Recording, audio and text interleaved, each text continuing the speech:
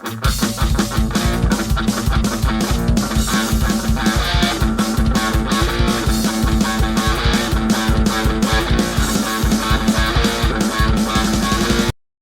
gente, sejam bem-vindos a mais um vídeo aqui do Super Acadêmico e hoje nós temos aqui uma estreia especial. Eu falo estreia porque eu não sei se eu vou conseguir dar conta desse livro num vídeo só. Esse livro é o livro Extraterrestre, do Avi Loeb. Extraterrestre, o primeiro sinal de vida inteligente fora da Terra. Certo? Um livro que eu recebi de presente de minha mãe, não sei se foi de aniversário, talvez de Natal, feliz 2024. E eu terminei a leitura recentemente e estou aqui para fazer um pequeno resumo e resenha para vocês, certo? Antes de começar a falar do livro mesmo, vou pedir para vocês se inscreverem no canal se não está inscrito, dar o like no vídeo logo agora no começo, para não esquecer. Comentar e compartilhar, ser membro, se torne membro do canal, né? E também dê o like especial que é o valeu. E se torne um apoiador do canal no Apoia-se. A gente está precisando de mais apoiadores do canal através do Apoia-se. Vai lá, clique no primeiro link da descrição do vídeo e se torne um apoiador do canal. E dê uma olhada no meu novo livro, A Vingança de Vladimir, que está disponível no Clube de Autores, com a historinha de Vladimir, para saber de quem é que ele se vinga, quem será que Vladimir está vingando, contra quem, a favor de quem é Vladimir afinal. Venha descobrir aqui, dá uma olhada no A Vingança de Vladimir. Disponível no Clube de Autores, é o segundo link da descrição. Vá lá, clica lá, dê uma olhada no comecinho do livro e pede o seu. Certo? Então vamos lá falar desse livro aqui, Extraterrestre, do Avi Loeb. Avi Loeb é um astrofísico teórico israelense-estadunidense, conhecido por seu trabalho em astrofísica e cosmologia. Ele é professor na Universidade Harvard e diretor do Instituto de Teoria e Computação no Harvard, Smithsonian Center for Astrophysics. Loeb também é conhecido por seu envolvimento no projeto Breakthrough Starshot, que visa enviar espaçonaves leves em direção às estrelas mais próximas usando um poderoso laser. Um dos trabalhos mais controversos de Loeb envolve a hipótese de que microesferas encontradas no fundo do Oceano Pacífico em 2014 poderiam ser fragmentos de uma nave interestelar. Ele liderou uma expedição para investigar o local do impacto e sugeriu que essas microesferas poderiam ser evidências de vida extraterrestre. Além de suas contribuições científicas, Loeb é autor de vários livros e artigos, incluindo Extraterrestrial, The First Sign of Intelligent Life Beyond Earth ou Extraterrestre, o primeiro sinal de vida inteligente além da Terra. Ele também recebeu várias distinções, como a Bolsa Guggenheim e a eleição para a Academia Americana de Artes e Ciências. Vou ver se eu tiver disposição, eu vou colocar aqui do meu lado uma foto dele. Tem aqui uma foto dele na contracapa. Ele faz um relato pessoal, às vezes, né, para falar do que ele está argumentando no livro, e conta um pouco da história dele. Ele diz que ele é israelense, nasceu em Israel, queria estudar no começo filosofia, mas depois mudou para física, e depois foi para astronomia, né, para astrofísica, e aí foi fazendo na carreira acadêmica dele, tendo publicações e tal, até que hoje ele é, bom, pelo menos até onde ele escreveu o livro, né, imagina assim, chefe do Departamento de Astronomia da Universidade de Harvard, onde também fundou e dirige o maior centro de pesquisa sobre buracos negros do mundo. É o Black Hole Initiative, é o BHI. Diretor do Instituto de Teoria e Computação de Harvard para Astrofísica, presidente do Breakthrough Starshot Initiative, que é uma iniciativa de um produto, na verdade, né? Então, ao longo da fala sobre ele eu vou falar. Mas é um negócio bem interessante. Ele foi desafiado por um bilionário, sei lá, que queria descobrir alguma coisa sobre a possibilidade de vida em outros planetas. E aí ele elaborou um negócio assim que viabilizaria, não sei se já foi lançado, um mecanismo que lançaria uma pequena nave, pequena mesmo, sabe? Tamanho pequeno, mas que seria capaz de viajar a um quarto, eu acho, da velocidade da luz, se não me engano, usando o que ele chamou de velas de luz, certo? Seriam velas gigantes que absorveriam a luz do Sol e a luz impulsionaria a pequena nave, né, através do espaço, indo longe o suficiente para fazer alguma verificação e transmitir de volta informações sobre o que descobriu, certo? Então, inclusive, assim, um dos motivadores para ele acreditar que o objeto que foi visto, o nome do objeto? Não tá aqui. É um nome havaiano. Oumuamua. Oumuamua. O objeto Oumuamua. Eu vou colocar a imagem do Oumuamua aqui do lado, para vocês terem uma ideia.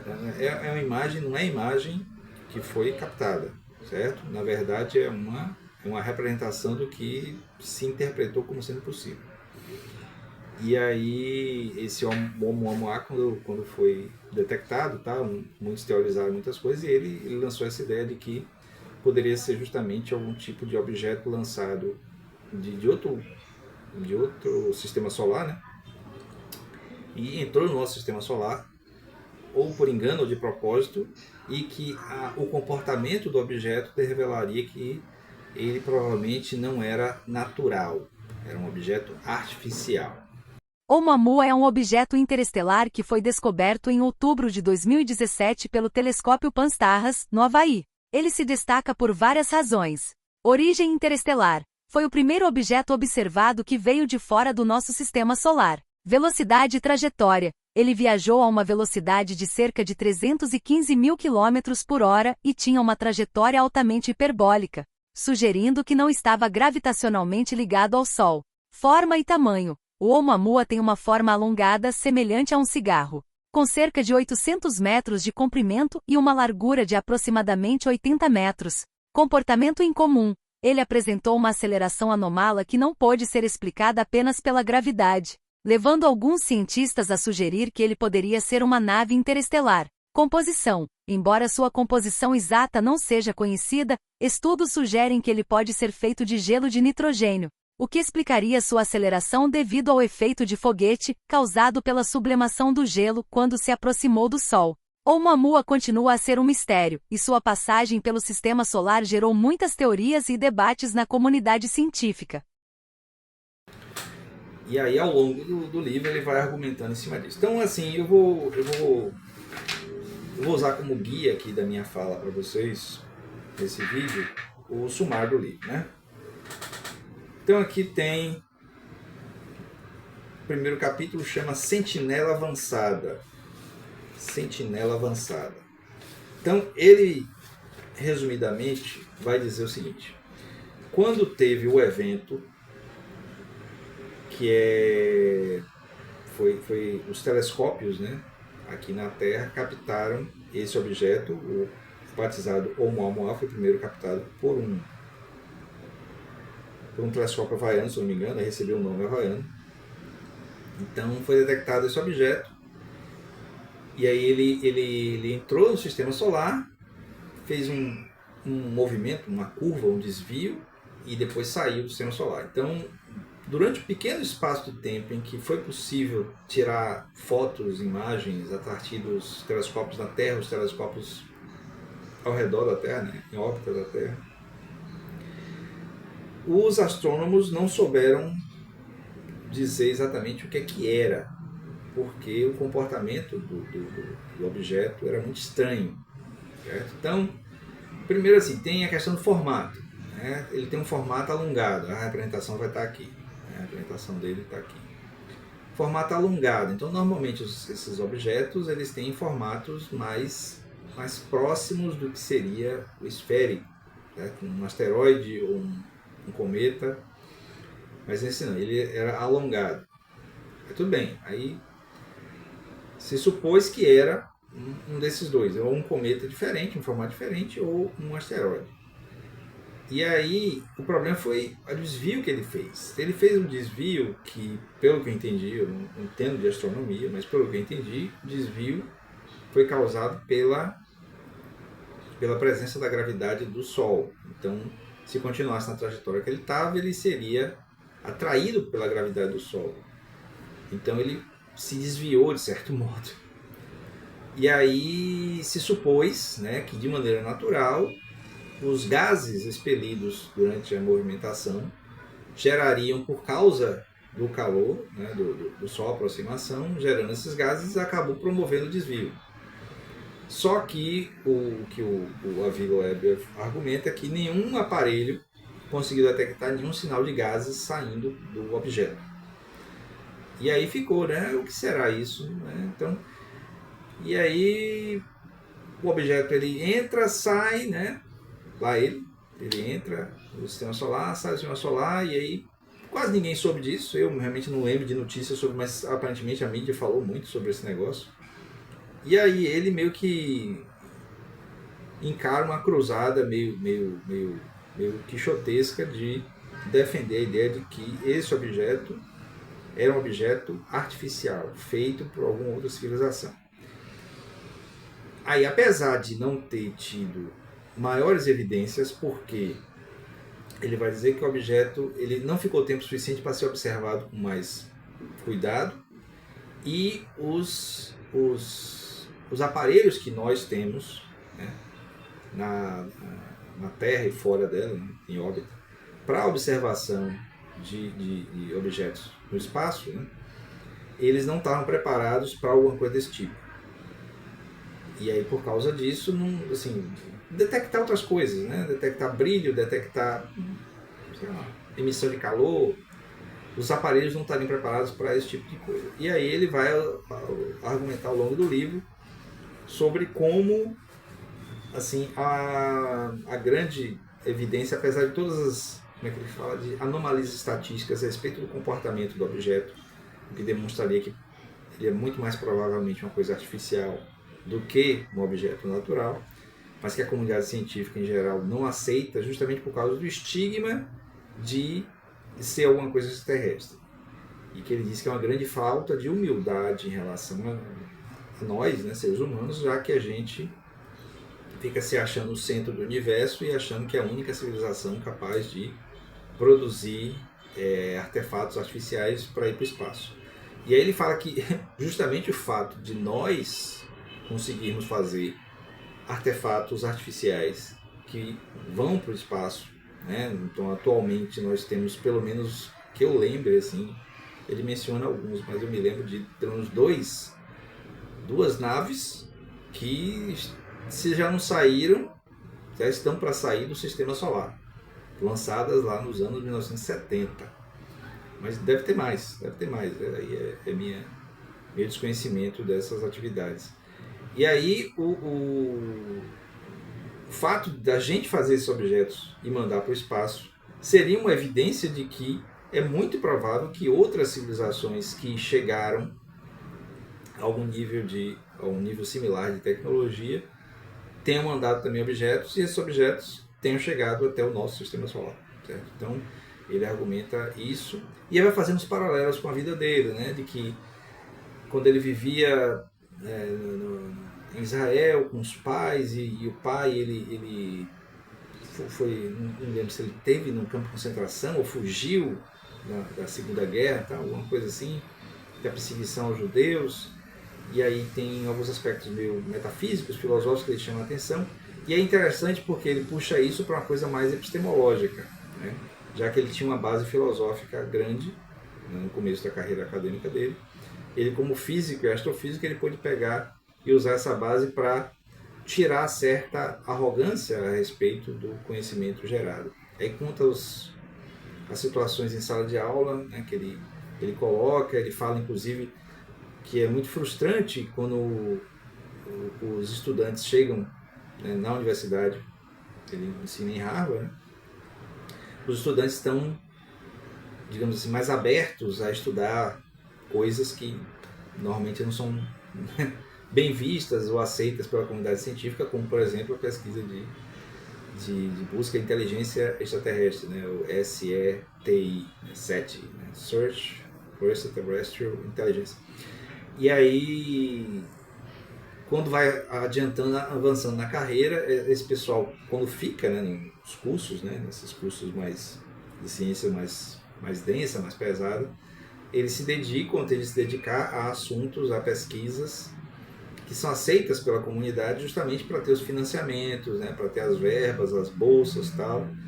E aí pesquisas como essa dele, né, esse esforço de tentar demonstrar que o Oumuamua era provavelmente um objeto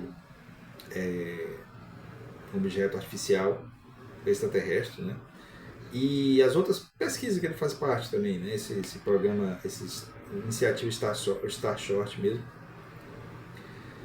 que é uma coisa assim que, assim, por que tem uma pesquisa dessa, né? Aí ele fala, né?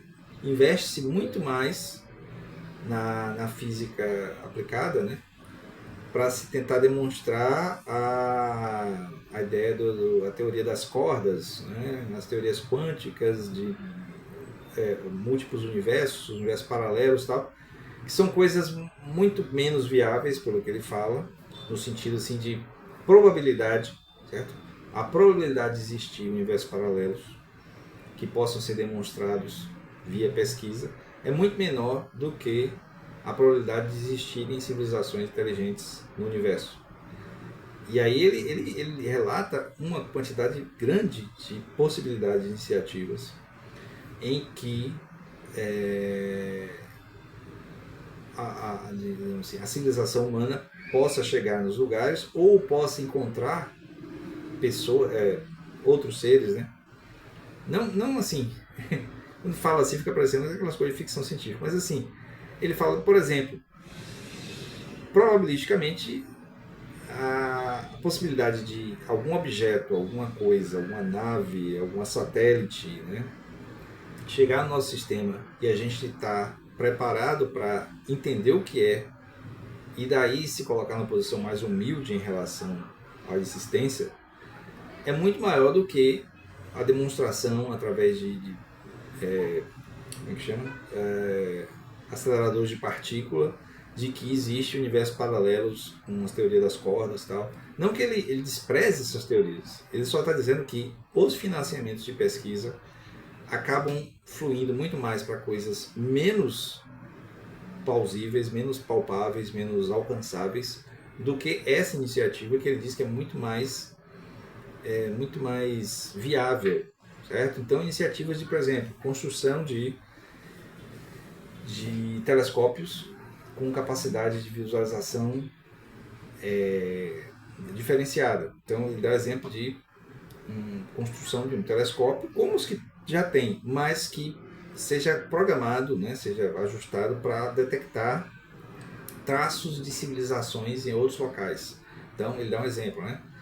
Os satélites, os telescópios orbitais que já existem, conseguem enxergar, sei lá, que outra estrela vizinha aí, bem longe. Já conseguem enxergar planetas, inclusive, que têm semelhança com a Terra, consegue identificar várias coisas. Então, era só programar para que, ou ajustar, não sei, eu não entendo a mecânica da coisa, para que ela conseguisse ver, por exemplo, a quantidade de luz ou de radiação ou de calor emitido por uma cidade, por exemplo.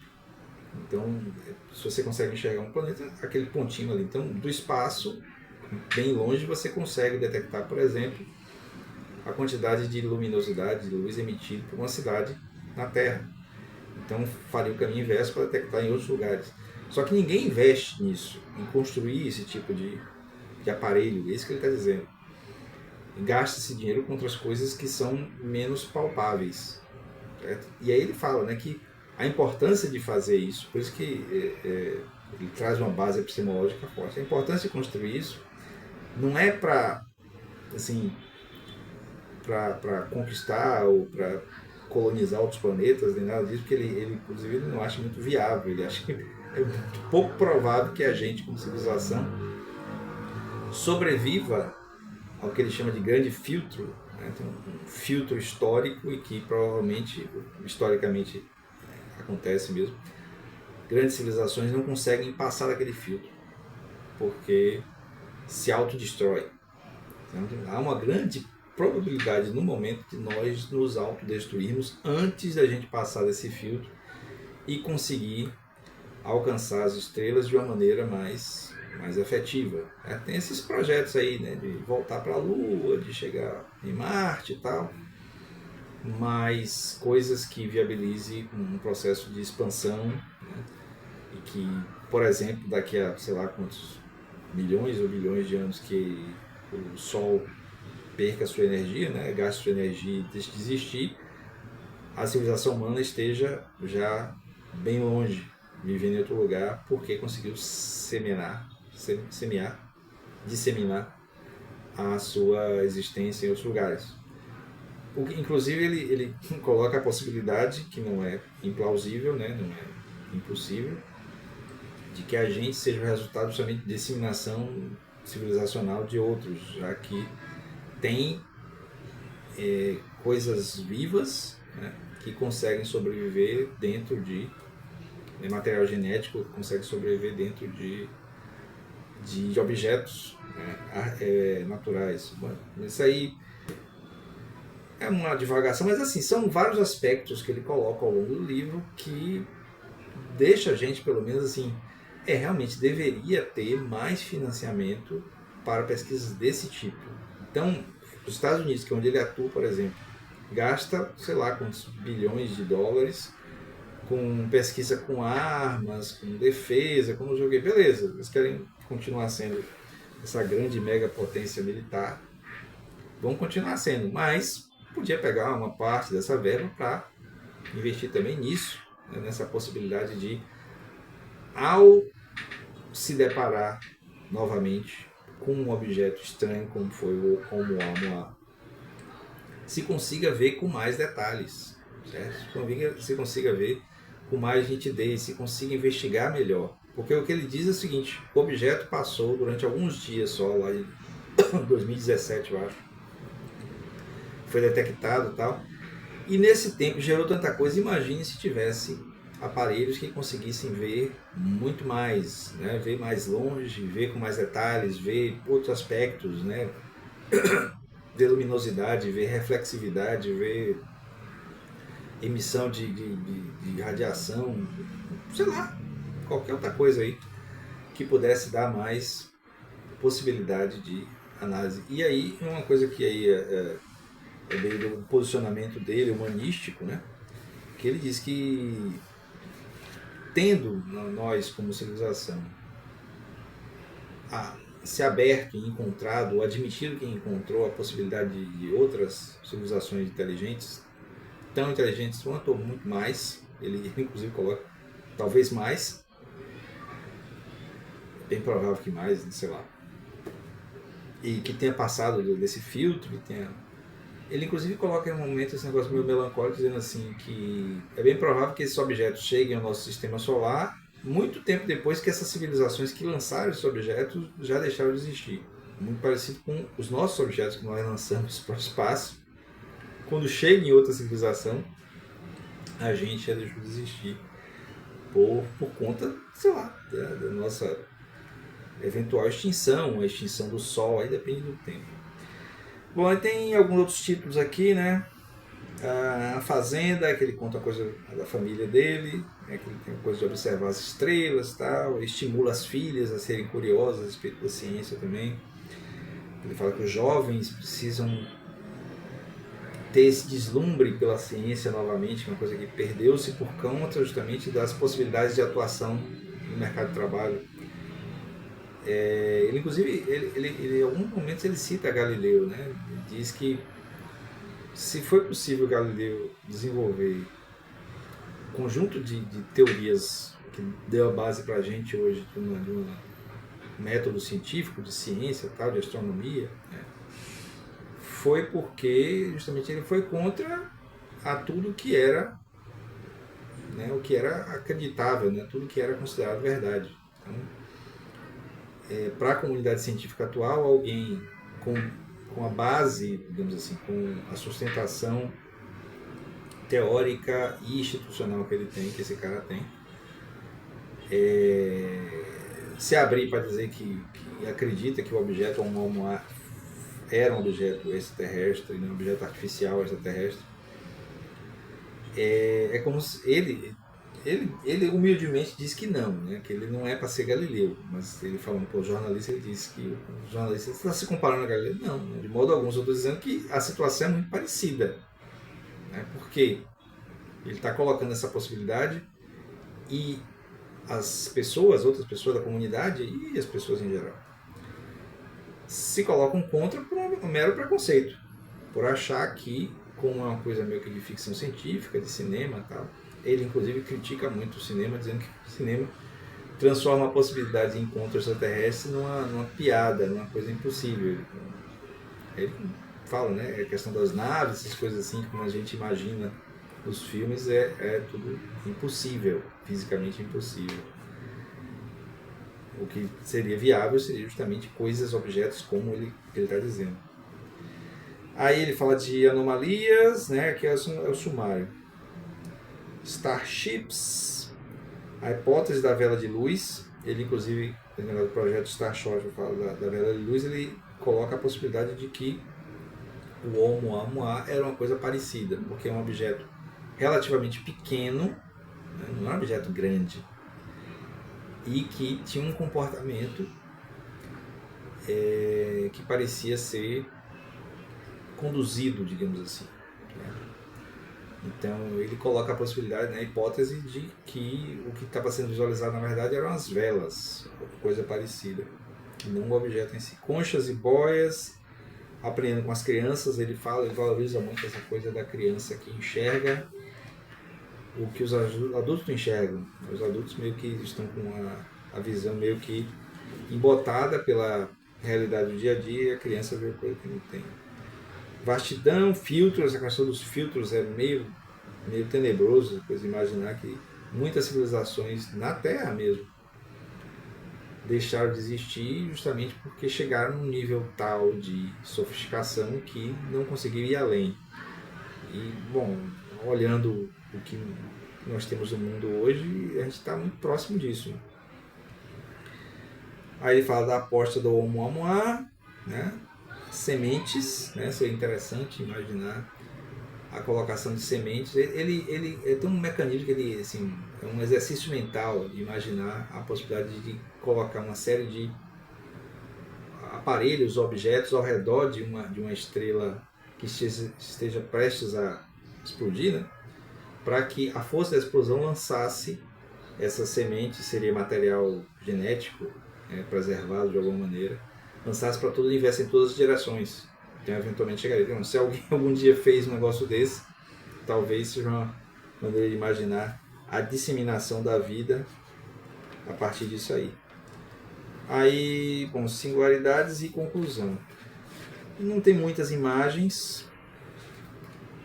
Aqui eu tenho um livro, uma imagem da representação digital do Oumuamua, que é o que eu vou tentar colocar aqui do lado em alguns momentos do vídeo. Deixa eu ver se tem mais alguma coisa. A maneira como o Oumuamua foi captado também é um negócio meio assim, para quem é de fora do mundo da astronomia, da astrofísica, é muito difícil de enxergar, porque é um pontinho na verdade. Tem umas figuras aqui que eu acho que por economia a editora não fez. Aqui é a trajetória do Oumuamua no sistema solar ao longo de poucos dias. A tragédia do Oumuamua pelo céu visto da Terra. E aqui tem uma escala aqui de lugares, né, de planetas com possibilidade de ter vida ou de sustentar vida, né? São os mais próximos. Que tem muitos, inclusive, né? Os recentes aparelhos de visualização do universo demonstraram que tem bastante. Bom, é isso, né? Obviamente o livro tem muito mais coisas, né? Eu recomendo que você leia, se você tem interesse nessas temáticas, ou pelo menos para se abrir para a possibilidade de novas temáticas além das que existem, principalmente se você tem pretensões acadêmicas. Porque realmente essa coisa de financiamento de pesquisas tal, restritos a apenas aquilo que, sei lá, é bem aceito pela comunidade, pelo mercado, tal que seja, isso restringe muito o que possibilita pesquisas inovadoras. Tem várias áreas. Então, nisso aí, o livro dele, né, a obra dele, contribui bastante para que se possa ver além, certo? Então, eu vou ficando por aqui, espero que vocês tenham gostado desse vídeo, né? Meio fora da escala, né? A gente saiu da nossa playlist lá do Habermas. Não esqueça de se inscrever no canal, dar like no vídeo, comentar e compartilhar. Seja membro do canal, dê o like especial para o Valeu, se torne apoiador do canal através do Apoia-se e dê uma olhada no meu novo livro, A Vingança de Vladimir. Está aí no Clube de Autores, é só clicar aí no segundo link da descrição e dar uma olhada no livro, certo? Até o próximo, valeu!